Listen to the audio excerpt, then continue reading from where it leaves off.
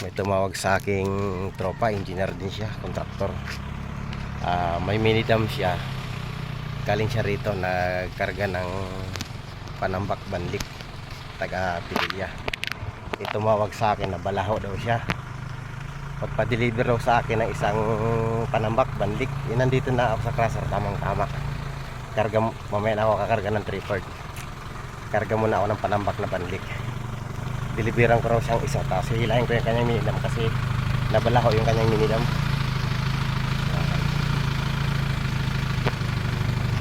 Ito ata yung banlik eh. Diyan ka lang muna, tanungin kung saan banda yun yung banlik. Yes, puti. Nakiusap sa akin yung kontraktor eh, na rescuehan ko siya, tapos dalan ko raw siya ng isang panambak.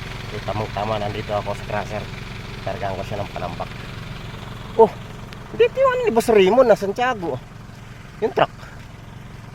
Oh,